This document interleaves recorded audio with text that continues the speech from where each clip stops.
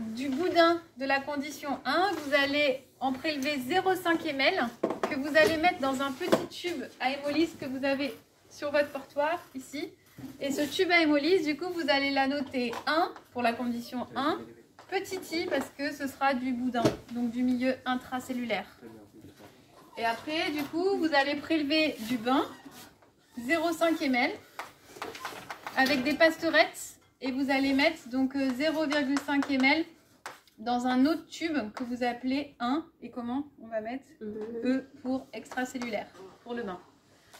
Et sur ces tubes à hémolyse, vous allez faire le test de Molish sous la hotte, que je vous montrais tout à l'heure. Donc ça, c'est le test qui est dangereux, donc à manipuler avec des gants sous la hotte et des lunettes. Pour la condition 3, ça va être simple aussi. Vous allez faire 2 tubes à essai qui s'appellera 3I pour celui qui récupère le boudin et 3E pour celui qui récupère le bain. Et sur ces tubes-là, vous allez faire le test avec de l'acide nitrate d'argent. Et ça permet de mettre en évidence la présence d'ion chlorure dans le milieu. J'ai oublié de dire, le test Molish, ça permet de déterminer s'il y a de la présence de sucre dans le milieu. Donc théoriquement, où est-ce qu'on est sûr qu'on doit trouver du sucre dans la condition 1? En intra. La question, c'est de savoir est-ce qu'on en retrouve à l'extérieur. Et pareil pour la condition 3, où est-ce qu'on est sûr d'avoir des ions chlorure? On est sûr d'en avoir à l'extérieur puisqu'on en avait à T égale 0. Et la question, c'est de savoir au bout de 30 minutes, est-ce qu'on en a à l'intérieur? Pour la condition 2, ça va être un peu plus compliqué. Vous allez faire 3 tests sur chaque milieu. Donc, il va falloir que vous prépariez 6 tubes à essai. Donc, il y en aura 3 qui s'appelleront 2I et 3 qui s'appelleront 2E. Et on va rajouter une lettre supplémentaire pour ajouter le test que l'on va faire dessus. Donc, sur les 2 premiers tubes, vous allez faire le test de Molish. Donc, vous allez écrire la lettre M. Sur les 2 autres tubes, vous allez faire le test AgNO3. Donc, vous allez écrire Ag sur les 2. Et ensuite, on va en faire un dernier qui est le test du Lugol. Et donc là, vous allez, avec le Lugol, c'est tester la présence d'amidon. Donc, la question, c'est AT égale 0. Dans le bain, on n'avait rien. Dans le boudin, on avait un mélange qui contient du NaCl, du sucre de type glucose et de l'amidon. Donc, théoriquement, on en a dans le milieu intracellulaire. Et est-ce qu'on en retrouve à la fin de l'expérience dans le milieu extracellulaire de ces 3 substances? Est-ce que les 3 sont passées? Est-ce qu'il n'y en a que quelques-unes qui sont passées? C'est ça les questions qu'on se pose en faisant les tests.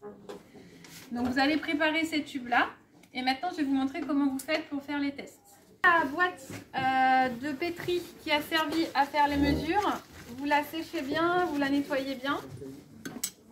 Et donc pour récupérer le contenu du boudin, c'est tout simple. Vous allez juste ouvrir votre pince hémostatique. Il n'y a pas besoin de défaire les nœuds. Donc on ouvre la pince ici. Et du coup, on déverse le contenu de notre solution dans la petite boîte de pétri. Et donc après, vous avez votre tube à essai, vous prenez la pasterette. Donc là, il y a la pasterette 1I. Donc vous allez prélever 0,5 ml. Elles sont graduées de 0,5 en 0,5. Et vous mettez ça dans le petit tube à essai que vous aurez à noter. Donc, je vais faire une simulation avec un tube vide. Alors pour le test AgNO3, c'est tout simple. Donc là, il faut des gants. C'est pas toxique à respirer, mais c'est corrosif. Donc vous prenez une petite goutte d'AgNO3 que vous versez sur la solution à tester. Et si vous avez un petit dépôt blanc, ça veut dire qu'il y a des ions chlorure. Et si ça ne réagit pas, il n'y a pas d'ions chlorure. Donc agitez bien votre tube, parce que des fois la réaction elle ne se fait pas si la solution n'est pas agitée. Donc ça c'est le test AgNO3. Après vous pouvez faire le test Lugol. Pareil, vous mettez des gants. Et c'est le même principe, vous versez 1 ou 2 gouttes de Lugol dans le tube. Et si la solution vire au marron, ça veut dire que le résultat est positif. Donc il y a d'amidon. Si la solution reste jaune, ça veut dire qu'il n'y a pas d'amidon dans votre solution. Et alors, essayez de tous vous avancer, vous mettre aussi de l'autre côté pour que tout le monde voit. Comme ça m'évitera aussi de répéter plusieurs fois. Donc la réaction, elle est...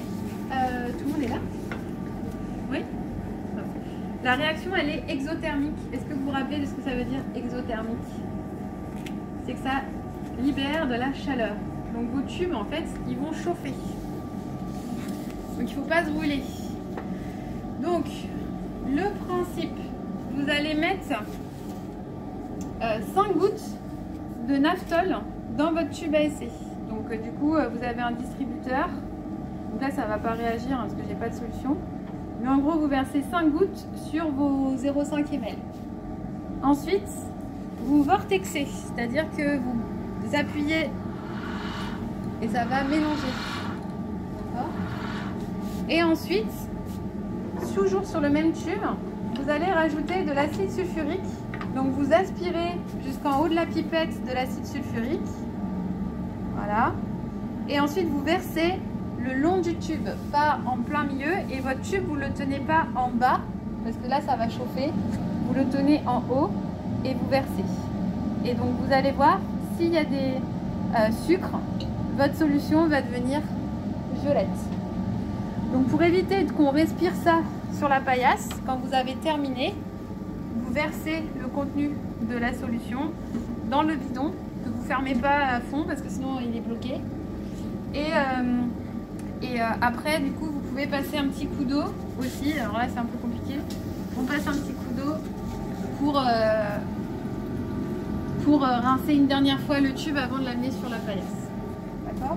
Voilà. Donc pour la haute, il y a 2 postes, c'est-à-dire que vous pouvez être à 2 groupes en parallèle.